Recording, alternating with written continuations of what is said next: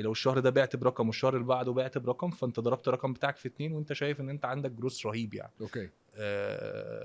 فدي بالنسبه احسن سنتين. لاحسن سنتين. من أوحش. بعد بقى ثالث سنه اه بيبقى كل سنه تحس ان دي اصعب سنه.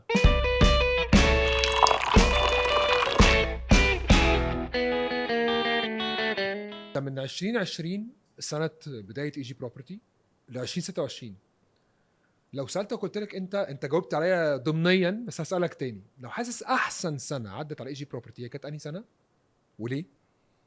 وممكن تكون اوحش سنه او اصعب سنه وليه؟ بص، احسن سنه طبعا بتبقى اول وتاني سنه.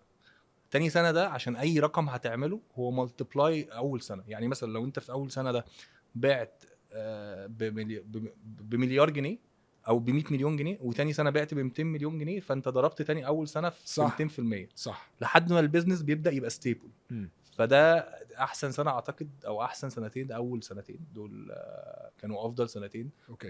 انت بتشتغل ومركز اكتر. كل شهر، يعني لو الشهر ده بعت برقم والشهر اللي بعده بعت برقم، فانت ضربت الرقم بتاعك في 2 وانت شايف ان انت عندك جروس رهيب يعني. اوكي. فدي بالنسبه احسن سنتين. لاحسن سنتين. من أوحش. بعد بقى ثالث سنه اه بيبقى كل سنه تحس ان دي اصعب سنه، لان دايما ان انت تبدا حاجه ده حاجه سهله، بس ان انت تحافظ عليها هو ده الصعب. أوكي. يعني فكره ان انت تبدا شركه هتعرف تبدا ومعاك رقم هتبدا بيه بيزنس وكذا، بس انت النهارده تحافظ على البيزنس بعد 3 سنين ويوصل بقى ل6 سنين، يوصل ل7 سنين، يوصل ل10 سنين، يوصل ل 12 سنه. احنا النهارده السنه السادسه. والتشالنج بتاعتك ان انت تفضل مكمل وعندك جروس، فدي اصعب سنه. فكل سنه يعني انت يعني قصدك ان كل سنه جديده جايه هي هتفضل اصعب؟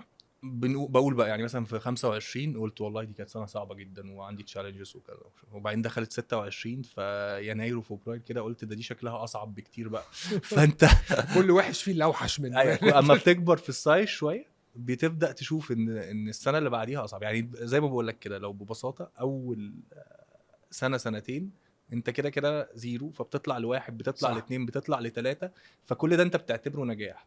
من بعد السنه الثالثه بقى بيبقى التشالنج عندك شويه ان انت ازاي تحافظ وازاي يبقى عندك جروث، بالذات ان البيزنس بتاع الريل استيت في مصر او الشركات هم اكتر شركات بتقفل او بيبقى عندها تشالنج بعد 5 سنين. صح. يعني لما بنيجي نعمل اناليسيس على الاندستري اللي موجوده او الماركت اللي موجود، كل الشركات بعد 5 سنين هو ده يا يكمل يا يقفل، فكل خلي سنه بالك بتبقى تشالنج.